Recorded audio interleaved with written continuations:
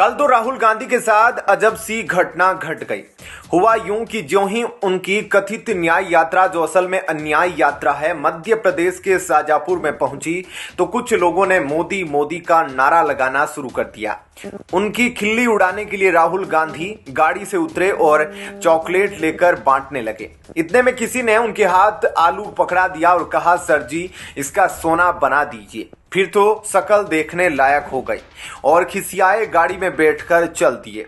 लोकसभा चुनाव की घोषणा से पहले ही राजनीतिक दलों की ओर से उम्मीदवारों के नामों का ऐलान किया जा रहा है। बीजेपी की पहली लिस्ट जारी हो चुकी है। कांग्रेस के भीतर भी उम्मीदवार के नाम पर मंथन जारी है। Congress central election committee CEC की मीटिंग गुरुवार को होने जा रही है और इस मीटिंग से पहले अलग अलग राज्यों स्क्रीनिंग कमेटी की मीटिंग भी शुरू हुई है। सीईसी की मीटिंग में 100-125 उम्मीदवारों के नामों पर मुहर लग सकती है। कांग्रेस की ओर से इस बार पार्टी के कई बड़े नेताओं को मैदान में उतारा जा सकता है। कई राज्यों के विधानसभा चुनाव में जहां पार्टी की हार हुई है, इन राज्यों से भी पार्टी अपने बड़े चेहरों पर दांव लगा सकती है। सचिन पायलट, भूपेश बघेल, टीएस सिंहदेव को कांग्रेस लोकसभा के मैदान में उतार सकती है। वहीं यह भी चर्चा है कि प्रियंका गांधी पहली बार चुनावी मैदान में उतर सकती है। साथ ही राहुल गांधी भी यूपी की अमेठी सीट से दोबारा चुनाव लड़ सकते हैं। कांग्रेस के पूर्व अध्यक्ष राहुल गांधी 2024 के लोकसभा चुनाव में एक बार फिर 2 सीटों से चुनाव लड़ सकते हैं।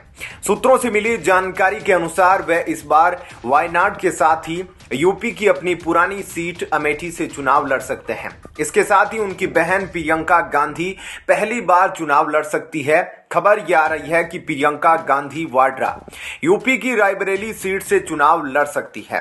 रायबरेली सीट पर अब तक उनकी मां सोनिया गांधी चुनाव लड़ती आ रही हैं। अब वे राज्यसभा जा चुकी है और चर्चा है कि उनकी सीट पर प्रियंका गांधी चुनाव लड़ सकती है। अमेठी जिला कांग्रेस अध्यक्ष ने दावा किया है कि राहुल गांधी अमेठी से चुनाव लड़ेंगे।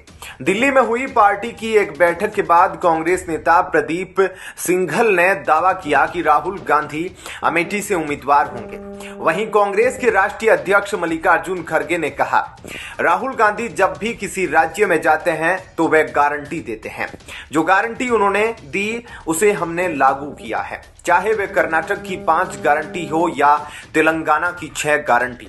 यदि हमारी सरकार केंद्र में आती है तो एमएसपी से जुड़ी युवाओं के लिए, गरीबों के लिए और किसानों के लिए हमारी जो गारंटी है उसे हम लागू करके रहेंगे।